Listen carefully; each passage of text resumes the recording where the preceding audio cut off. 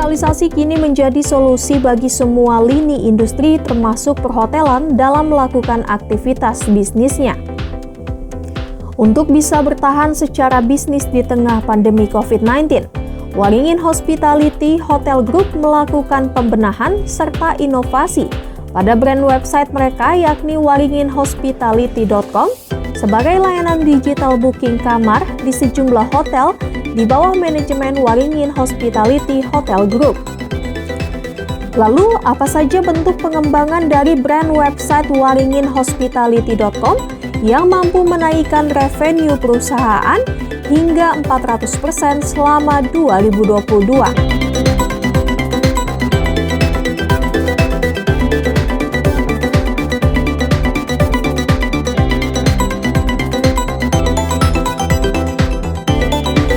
Warahmatullahi wabarakatuh. Halo Sobat Warta Kota, jumpa lagi dalam program wawancara khusus. Kali ini saya akan mewawancarai Ibu Mety Yan Harahap. Beliau adalah Corporate Director of Marketing Waringin Group, sebuah grup yang menangani bisnis perhotelan.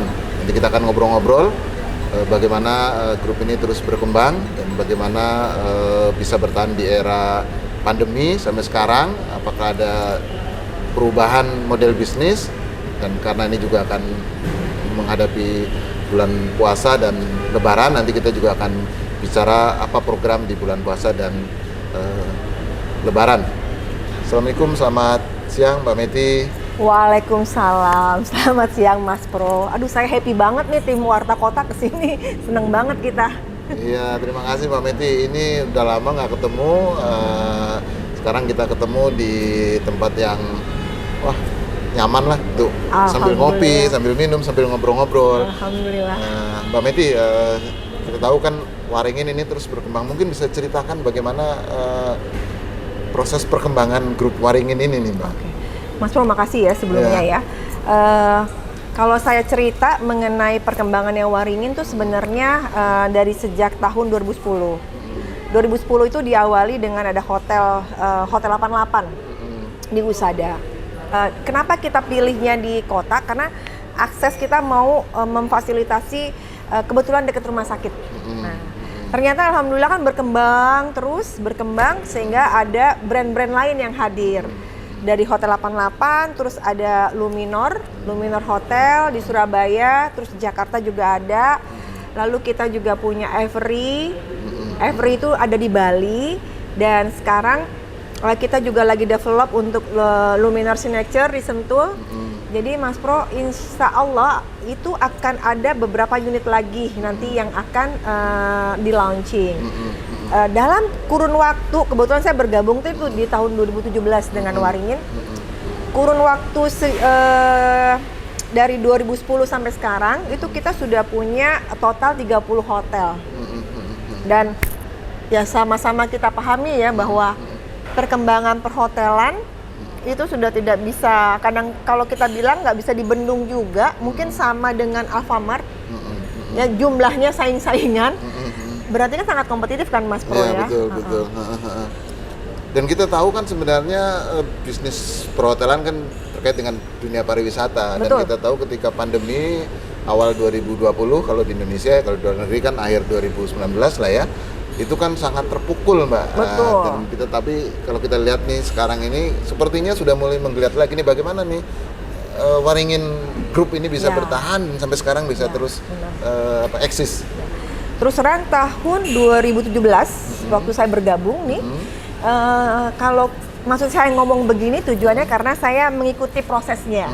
Jadi 2017 tuh kita lihat bahwa online bisnis itu masih ditahan di 30%. All industri maupun airline, perhotelan, dia mau tahan 30% dari market share yang dia punya. 70%-nya masih offline ya? Masih offline, 30%. Terus 2018, 2019 itu kalau kita bilang tuh baru mau menanjak. Baru mau menanjak aja nahan 30% dari market share yang ada. Itu kita udah wah gila ya, ngos-ngosan nih. Kita harus menghidupkan offline market dengan baik. Nah, 2018 2019 tuh ibaratnya mau begini. kena pandemik dong 2020. Siapa yang siap pandemik? Nggak ada yang siap, ya kan? Tapi bersyukur sama Allah Subhanahu Wa Taala ya, ternyata kuncinya tuh kita benar-benar harus kreatif, inisiatif, kolaborasi lah ya, bekerja sama dengan semua lini manajemen ya, dari yang level yang rendah sampai yang atas tuh benar-benar berpegangan tangan sama-sama untuk ngapain nih kita pandemik. Nah pada saat itu tahun 2020 kita berpikir bahwa aduh mati deh nih, online juga mati deh nih. Ternyata dari 18 19 ke 20 itu tuh kayak digas. Makin naik online-nya. Ya kan? Nah, kita di manajemen Waringin nih saat pandemik otomatis saat ini kita nggak mungkin langsung masuk ke online ya. Walaupun online itu ada, online itu tetap mensupport kita, yaitu dengan salon distribusi kita kan, dengan beberapa online travel agent itu masih tetap mensupport. Tapi ternyata online bisnis itu udah menanjak sangat tidak terbendung lah saya pikir ya saat ini, karena semua online. Pandemik itu malah tidak menurunkan online market, tapi makin menaikkan online market. Pandemik kita nggak tahu musuh kita siapa. Kalau 98 kita krisis, kita tahu nih bagaimana strateginya, kita paham petanya. Tapi kalau pandemik itu seakan-akan kita nggak tahu siapa musuhnya, bagaimana kita memproteksi diri, bagaimana kita tetap survive di market. Itu benar-benar Mas Pro. Akhirnya kita memperkencang, membenahi strategi brand website kita. Brand website-nya ya, oke. Dan alhamdulillah resultnya sampai saat ini kita bisa bilang kenaikannya 400%. 400% itu sejak tahun berapa sampai tahun berapa? 2022 saja. Oke. Masya Allah, makanya pada saat pandemik bisa dikatakan, bisa di-search mungkin di Google juga kan sekarang gampang ya, karena saat ini kita nggak bisa berkata bohong, semua bisa ditanya, ditemukan jawabannya, ya kan. Nah di situ di Waringin tuh bikin package awalnya waktu pandemik, tapi di samping kita bagaimana kita supaya survive buat tetap dapat revenue, terus juga beberapa hotel kita juga alhamdulillah nggak ada yang tutup, tapi kita kasih tahu sama investor ini saatnya kita juga untuk membenahi diri lah, membuat package yang baik, lalu juga SDM-nya kita improve dari sisi skill, dan juga alhamdulillah kita bikin ganti-gantian masuk, dan dia tetap ada income. Di situ kita juga ngeluarin brand juga, jadi apa tuh, Mbak? Manage by. Oh, manage by. Nah, jadi mengelola hotel-hotel lain juga. Hotel. Karena kan kita tahu nih Mas Pro, kalau misalnya international chains itu budgetnya sangat tinggi, fee-nya sangat tinggi kalau ingin bergabung. Sedangkan banyak sekali industri perhotelan yang dikelola individual itu juga terpuruk. Lalu juga mungkin bagaimana mengelolanya pun mereka masih jadi ngos-ngosan kan. Nah kita munculkan manage by. Kita mempermudah para investor gabung sama kita. Jadi kita oke lah, kamu masih tetap pakai namanya, tinggal tambahin manage by. Jadi kalau manage by ini ya garantilah service dan SOP-nya under Waringin Hospitality. Jadi itu mempermudah mereka untuk tetap bisa eksis. Itu ada tambahan berapa hotel yang manage by Waringin Hospitality juga? Saat ini ada 4. 4 ya?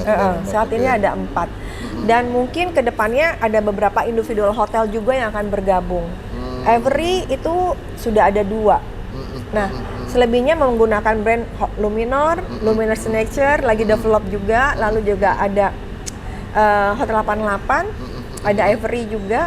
Jadi memang sangat berkembang karena sekarang memang kebutuhan gitu loh. Jadi memang kita berharap bahwa sekarang gini ya Mas, jarang kan sekarang kalau kita visit ke family, stay di rumah family itu rada-rada jarang nih sekarang. Betul. Karena kita pengen punya keleluasan waktu, privacy, jadwal kita juga sudah punya, lalu ditambah hotel juga lebih banyak dan lebih affordable. Yang pasti juga kan service dan kualitasnya yang kita pilih ya pastinya gitu. Mbak, kalau tadi kan kita tahu bahwa grup Waringin Hospitality ini ada di Jawa, ada juga di Bali. Nah, paling terdampak dari pandemi ini apa kira-kira? Apakah yang di Jakarta atau yang di Bali atau yang di Surabaya atau di mana? Pasti kota besar kena dampak. Tapi langsung Mas kita tuh berpikir realistis ya. Market yang sebenarnya yang udah nggak ada pasti nggak akan kita fokuskan. Kita fokuskan kemana? Ke semua industri yang masih harus wajib bergerak. Contohnya consumer goods, farmasi, oil company. Mereka kan butuh stay dulu kan sebelum mereka pindah ke rig. Harus sehat. Lalu orang-orang yang memang mobilitas travelingnya tinggi. Jadi mereka harus stay dulu di tempat kita, sehat, nggak sakit, baru bergabung lagi ke keluarganya. Atau sebelum mereka join ke satu company, ke komunitasnya, mereka harus stay dulu di sini. Itu banyak sekali market-market kayak gitu. Yang kemarin waktu pandemi itu ya, Mbak ya? Iya. Iya. Dan ditambah kita memang memfokuskan, mungkin semua segmentation industri sekarang mau nggak mau sudah ke online kan? Online, betul. Demikian juga Waringin. Waringin tuh memang benar-benar mendevelop webnya agar semua transaksi customer kita di web. Di web, lalu kita kasih benefit. Jadi melalui waringinhospitality.com itu semua transaksi semudah kita bertransaksi di marketplace. Dapat transaksi belanja, dapat poin. Poinnya tuh koin namanya ya, koin. Jadi diharapkan ada customer yang loyal juga ya dengan ada gimmick-gimmick seperti itu ya. Itu sebenarnya retention yang kita buat. Jadi saya transaksi 300, saya langsung dapat koin. Koinnya itu nanti bisa dibelanjakan lagi di unit itu atau pilih hotel mana yang masih Waringin Hospitality Group gitu loh. Jadi itu memang kita mempermudah mereka. Nggak terasa kan Mas kalau memang kita suka traveling ya dan memang kita rutinitasnya tinggi, itu nggak terasa loh. Ternyata oh ya gue bisa staycation gratis nih karena dari koin yang dikumpulkan atau hanya bayar sedikit udah bisa stay di kamar yang memang di-upgrade lebih bagus lagi gitu. Kalau boleh tahu Mbak, kira-kira untuk di hotel jaringannya Waringin itu apa sih yang ditawarkan? Yang berbeda dibandingkan hotel-hotel lain gitu loh. Iya. Sebenarnya gini, di Waringin Hospitality itu ada Hotel 88. Itu adalah budget hotel. Ya. Pertama, kalau misalnya kita lihat perbedaannya sebenarnya adalah dari sisi servis sih. Dari sisi servis itu kita sangat mengutamakan sama makanan. Makanan itu adalah wajib enak di hotel kita. Karena kan dari perut turun ke hati ya. Orang dari mata ya turun ke hati. Oh, dari perut naik ke hati. Jadi karena kuliner buat kita tuh nomor satu. Kadang-kadang orang rela ya pergi jauh-jauh untuk kulineran ya. Dan itu kita melihat potensinya sangat besar buat kita garap. Dan di setiap hotel sama ini Mas, itu setiap hotel kita, satu brand kita itu punya ambience hotel yang berbeda-beda. Jadi orang tuh merasa bahwa walaupun satu brand, tapi ambience nggak bikin boring, nggak bikin bosen.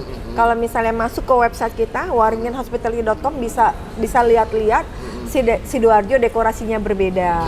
Lalu ini kita kan di kota ya, di kota juga berbeda. Banyak ikan koi di sini, ya kan?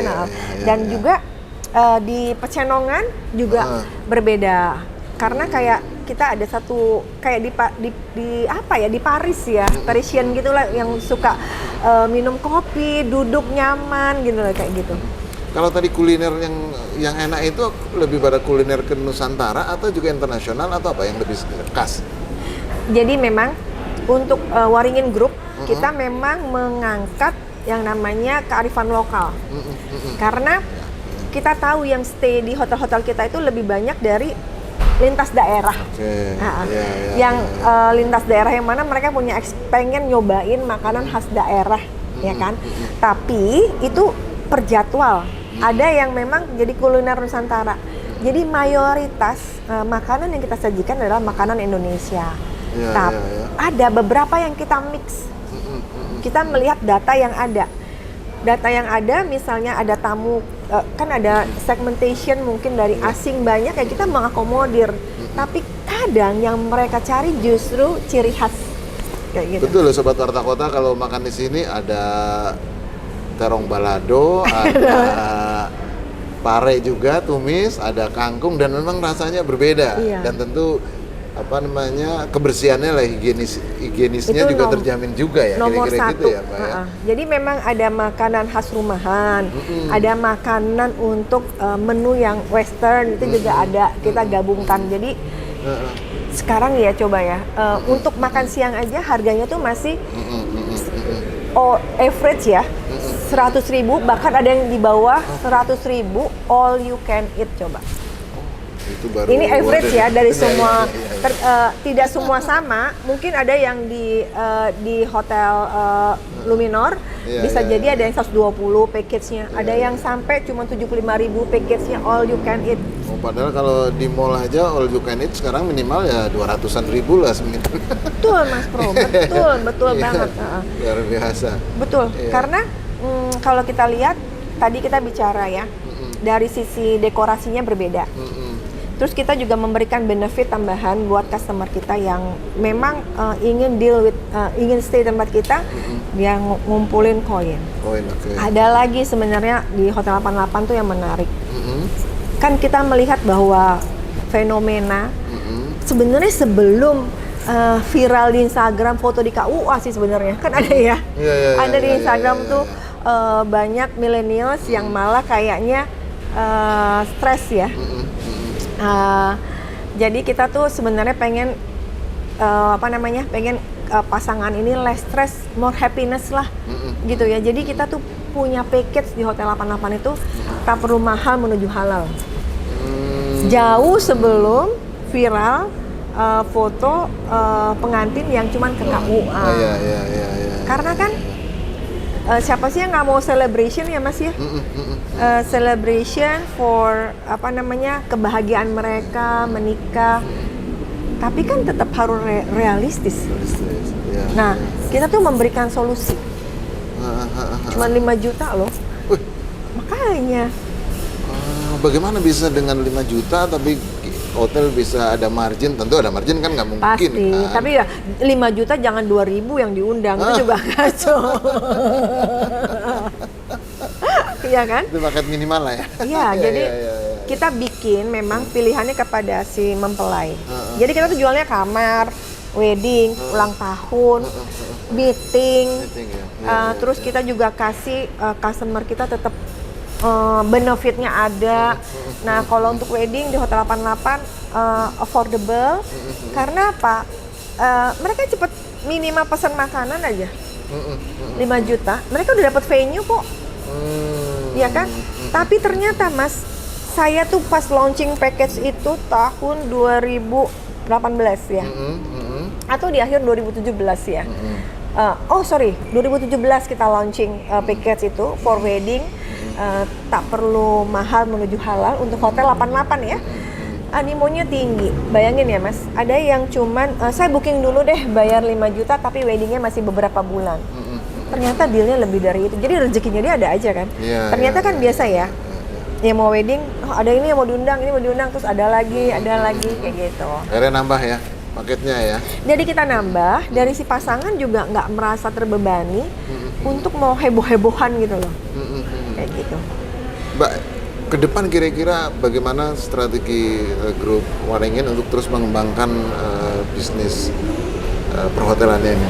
Ya, pasti ke depan tuh tantangannya lebih berat ya. Karena kalau kita lihat konsumen tuh udah lebih cermat. Konsumen tuh nggak perlu ketemu kita buat komplain. Ya kan? Upaya kita strateginya bagaimana terus kita bisa meraih hatinya dia.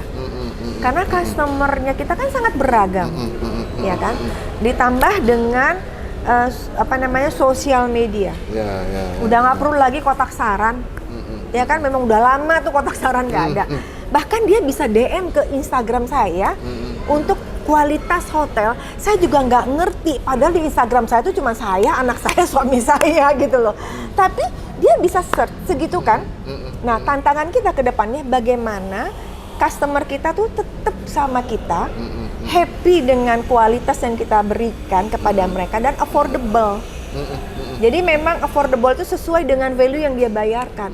Itu selalu Mas, kita tuh selalu meminta tim kita inovatif dan kreatif dalam memberikan servis.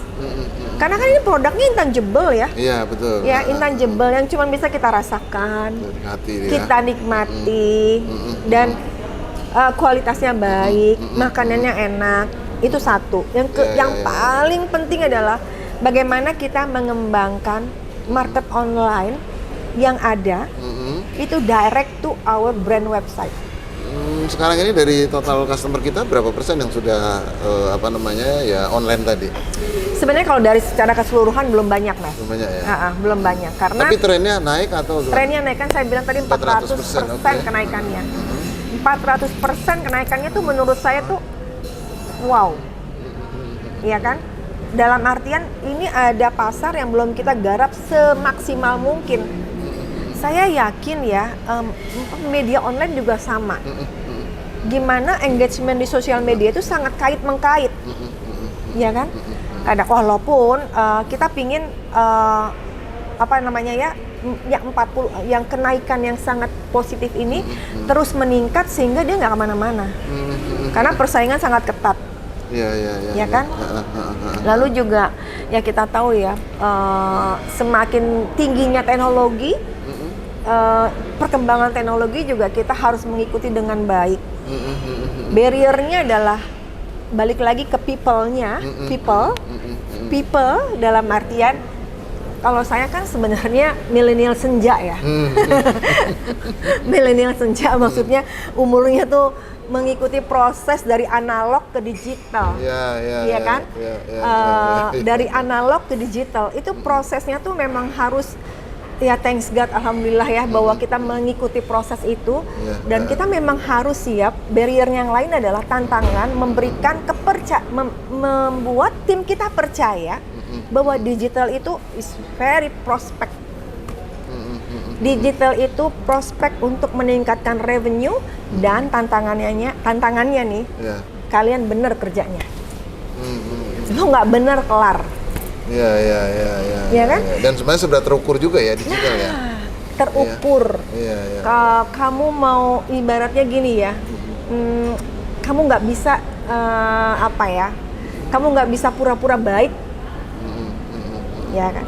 Karena data tidak berkata bohong, kayak gitu. Jadi all team kita yang ada di sini itu tuh sebenarnya dipantau oleh customer kita. Kalau mereka deliver service-nya jelek, itu nggak bocor, nggak bisa sampai namanya disebut. Bayangin. Tapi kalau misalnya ada yang reviewnya tidak sesuai, itu kita juga tahu. Dalam artian, oh dia nggak stay di situ kok, ya kan? Dia nggak stay di situ dan ternyata orang yang disebut juga lagi nggak bertugas pada saat itu. Itu berarti apa? Try to black campaign kan? Nah kita harus bisa menjelaskan itu di platform yang sama. Gila ya tantangannya ya. Masalahnya Google itu tidak memaafkan. Tuhan memaafkan, jejak digital yang parah nih. Jejak digital yang nggak bisa dihapus. Jadi bibit, bobot, bebet, dan jejak digital ditambahkan. Kalau nanti cari pasangan hidup nih buat sobat Warta Kota yang masih milenial tuh pesan-pesannya ingat ya. Mbak, kalau kita lihat nih sebagian customer kita sebagian besar itu yang sifatnya perorangan atau corporate nih. Oke. Saat ini karena market online-nya cukup tinggi, kita tuh agak kesulitan mapping antara corporate dan perorangan. Karena yang corporate itu udah bias masuk ke perorangan. Kenapa? Karena dimudahkan semua transaksi di genggaman. Itulah jadinya kita berpikir, wah kita harus benar-benar cermat ini melihatnya. Dan banyak sekali HR yang juga nggak mau repot. Mereka tuh kan kalau misalnya ada yang simple dari sisi pekerjaan, kenapa mau repot? Kembali kepada pertanggungjawaban kan nanti. Jadi kalau dibilang corporate yang besar, saya yakin besar. Saya yakin besar sekali. Kenapa? Kita lihat kan saat ini sudah ada perkembangan ya dari sisi beberapa industri sudah menggeliat, pasti tinggi. Hanya untuk tracking database-nya antara online dan corporate itu memang harus lebih detail. Karena jadi bias. Jadi Mas kalau keluar kota pasti udah direct booking, ya kan? Sudah nggak perlu lagi nelpon, Mbak saya mau ini itu udah buy. Pilih sesuai keinginan, sesuai platform. Apa namanya? Plafonnya gitu kan. Kayak gitu sih. Nah itu tantangan buat kita buat memilihnya. Jadi kita berpikir ya udahlah kita treat customer kita the best service, the best harga yang terbaik di website kita dan untuk Tapi dari ini. sisi kita, dari sisi kebijakan di manajemen, ada nggak? Oh kita sebenarnya stressingnya lebih pada memilih corporate misalnya begitu. Tentu kan pendekatannya berbeda ya, karena corporate mendekati salah satu kemudian bisa mendapatnya banyak kan misalnya kayak gitu. Atau Semua perorangan segmen, atau Mas. semua segmen. Jadi dalam satu unit itu ada berbagai segmen yang harus tetap kita garap, yang harus tetap kita pantengin lah, kita analisa. Karena kan setiap segmentation market needs-nya beda-beda. Itu tantangan buat di operation juga. Corporate juga butuh wifi yang tinggi pada saat meeting, dia butuh beberapa ruangan, government juga gitu ya, pemerintahan FIT dia cuman butuh mungkin nggak terlalu concern wifi, tapi karena dia mau stay dan visit kemana kesana kesini, itu semua itu kita garap dengan seksama.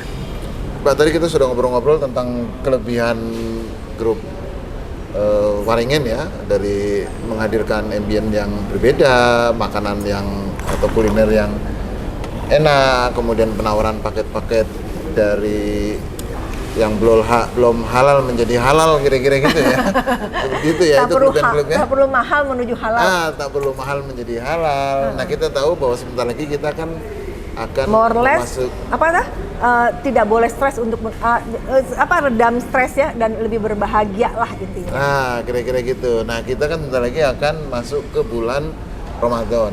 Nah, kira-kira apakah juga kita akan melakukan semacam program-program khusus?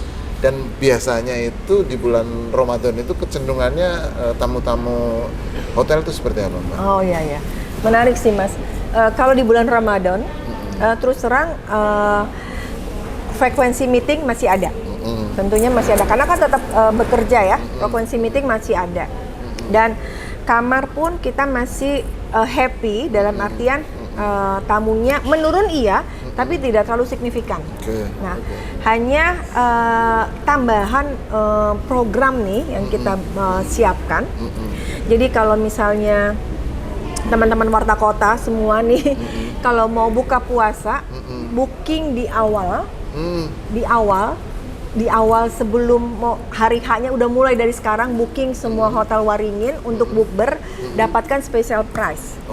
Karena memang dari tahun ke tahun kita bersyukur kita memiliki satu konsep dalam buka puasa itu menu yang sangat banyak dan harganya pun juga sebenarnya menarik ya. Kalau kita buat sama teman-teman gitu ya mau buka puasa, alhamdulillah Mas di sini kita bisa dibilang cukup menjadi pilihan karena beragamnya menu dan juga kita malah kerap bikin atraksi dalam artian bukan atraksi ya, gimmick lah ya, bisa dapat hadiah juga, ada musiknya juga, ada yang paling penting tempat ibadah yang nyaman. Itu dia tuh. Ya, percuma itu semua, tapi kalau tempat ibadahnya nggak disiapin, jadi tempat ibadahnya nyaman, tempat wudhunya nyaman, buka puasa bareng keluarga atau teman-teman juga dengan menu yang enak, harga yang affordable. Namun kita ini juga kita nggak boleh sombong ya. Kadang kita suka menolak tamu karena ritmenya mereka buka puasa kan kalau minggu pertama masih di rumah, minggu kedua baru nih, minggu ketiga biasanya 2 dan 3, yang keempat tuh udah pada pulang kampung hanya beberapa. Tapi udah pada pulang kampung ya. Tapi kita melihat intensitasnya cukup positif. Ya, menurun pun di akhir paling sedikit.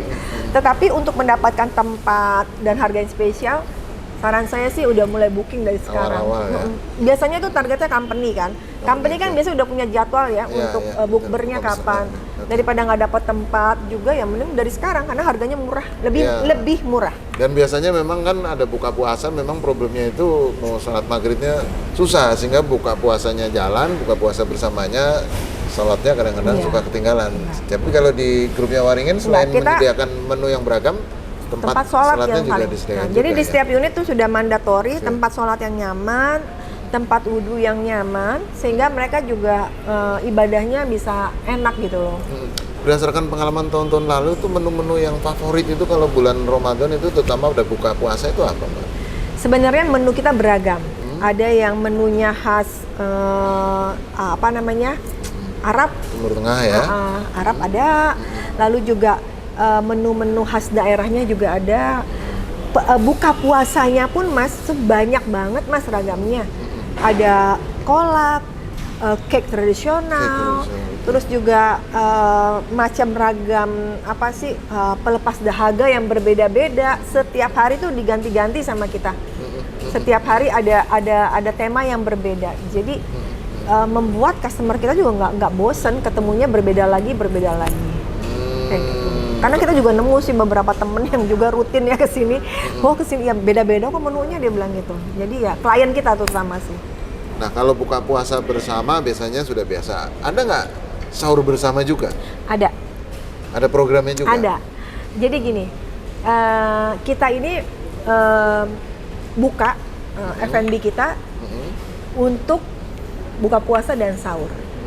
Nah, sahur itu awalnya tuh kita untuk tamu kita yang stay, yang buka puasa. Yang nginep di kamar, nginep di hotel kita, iya. dia bisa sahur. Menunya pun sangat kita pikirkan.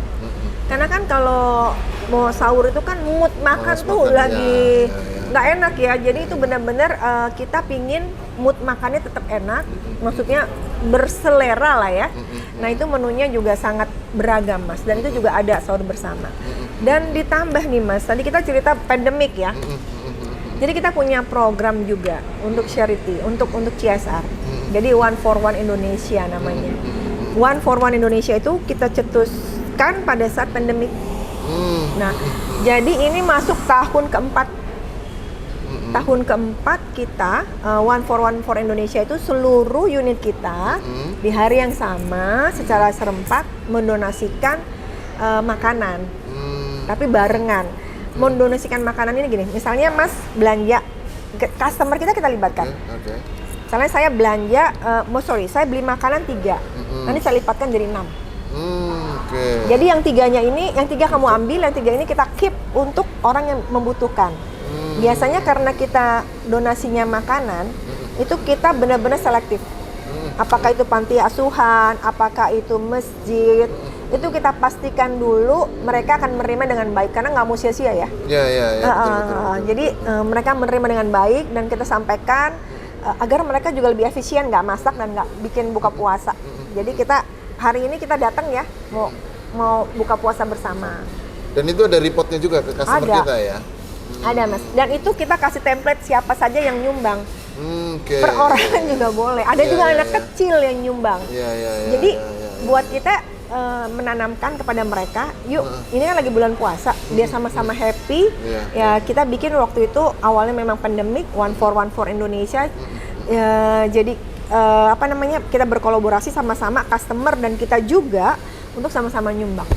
Mbak, tahun ini kan mungkin tahun pertama kita setelah pandemi ya, bahwa kita akan lebaran dan puasa itu sudah endemik lah, sudah nggak. Apakah kemungkinan juga akan berpengaruh terhadap tamu hotel nih?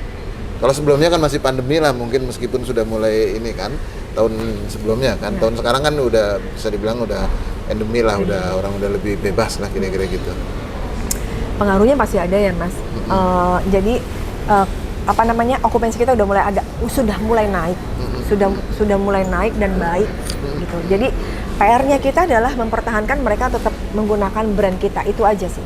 Karena secara okupansi itu sudah mulai naik, meeting pun juga sudah mulai banyak gitu. Karena kan mereka kayak dibilang balas dendam juga enggak ya, tapi yang selama ini diam terhenti beberapa program dia Sekarang dikebut. tersebut ya. Oke, terima kasih Mbak Meti. Demikian Sobat Warta Kota, bincang-bincang kita hari ini dengan Ibu Meti Yan Harahap. Beliau adalah Corporate Director of Marketing di Waringin Hospitality. Sampai jumpa dalam program wawancara khusus berikutnya. Assalamualaikum warahmatullahi wabarakatuh. Jangan lupa subscribe ya.